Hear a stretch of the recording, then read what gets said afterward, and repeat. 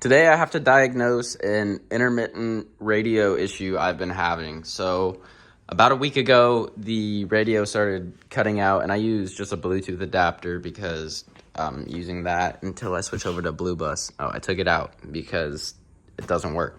So I used that Bluetooth adapter, and the radio was cutting out almost like a data issue. It seemed like 1 second songs were buffering, so I was kind of butthurt. But even downloaded songs were buffering, so I knew it was weird. And I noticed at a certain point it wasn't the audio, it wasn't the way I was playing it or anything. It was the car itself, because I lost control on the head unit. None of the buttons work, none of the dials work. So whatever station and however loud it was, that's what it is forever. But now the radio isn't really working at all. It might come on for like 3 seconds every once in a while. And I notice it with like bumps and stuff, so it seems like a wiring issue for sure. So yeah, I'll show you my trunk. Oh, also a weird part, let me mention that I'll turn the car off, take the key out of the ignition, and the radio is still playing. And I got a good example of that a second ago, so I can pop a little clip in and show you guys. Damn, I don't know if you heard it. I also essentially have to rewire this thing. Had some issues. Looks like people mess with the wiring under the seat, and the dash is dead. So, got a new battery. I thought it was a battery issue. The neutral light comes on.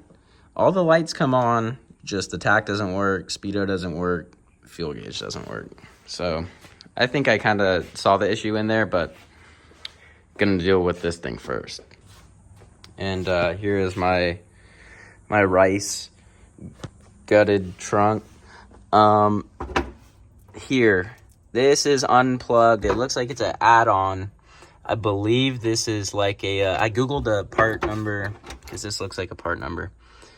I googled this, and it looks like it's a Sirius XM add-on, so maybe someone had planned to install Sirius in the car, or did. I don't know. I have to research a little more of exactly what that is, but it looks like it's in like F-Series, BMW Sirius. Yeah, so typically, give me 1 second.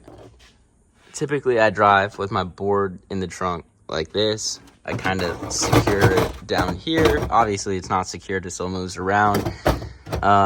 Or I'll try to pin it sideways like this. It's decent, but bumps, coilovers, and just driving, it'll move around.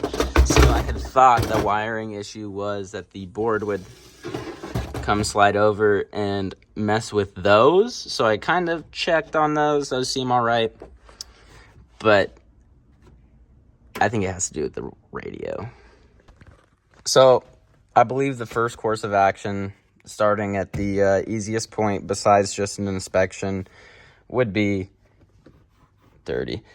checking the glove box. I put that there to cover my information. If you come up in here, there's these white little tabs. Turn them straight. Don't force it because they only go one direction. You can figure it out. And then the fuse box drops. So I pulled out the little reference sheet, and I found the head unit stuff to be over here, 741. So I think navigation, onboard computer, onboard diagnose 2, onboard monitor, and telephone are the fuses that we're going to be looking at. So it looks like 7 is a pretty commonly shared one, 7, 39, 41, 9, 30, 43, another 7, another 41. Yeah, so I think first I'm going to take a look at 7 and 41. I wanted to add that if you're running into electrical issues, first thing you should do, just check the battery. See, the posts are seated nice. Yep, the battery shouldn't be the issue, but since I'm going to be pulling fuses and pulling everything, looking at a lot of electronics, I'm going to go ahead and just pull off the negative side here. All right, I just got these from an archaeological dig site and think they're going to be able to help us pull some fuses. So I've located number 7 on the diagram here, as we discussed previously. I just threw those on the floor.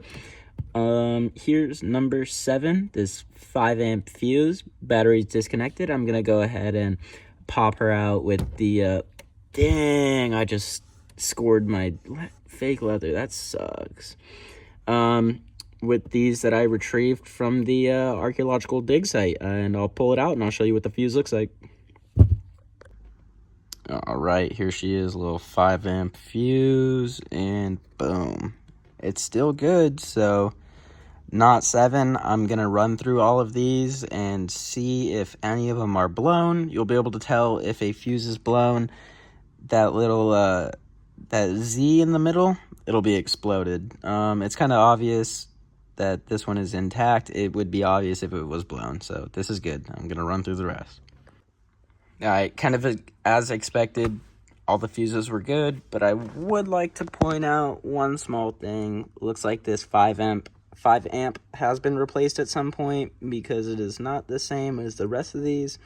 With that white 5 on there, it's a little bit of a different orange as well.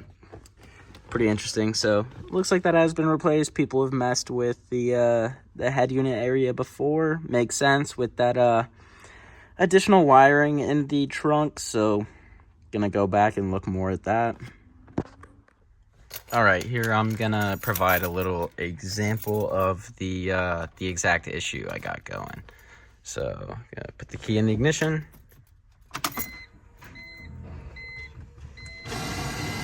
Oh, sounds different than normal. Whoa!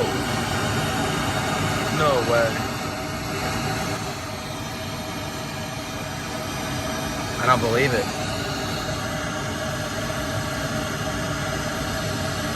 No way. All right, kids. Wait, hold on. The screen's always been messed up, but let's see. All right, that's legit. Let's go. All right. I guess we fixed it, guys. Let's go.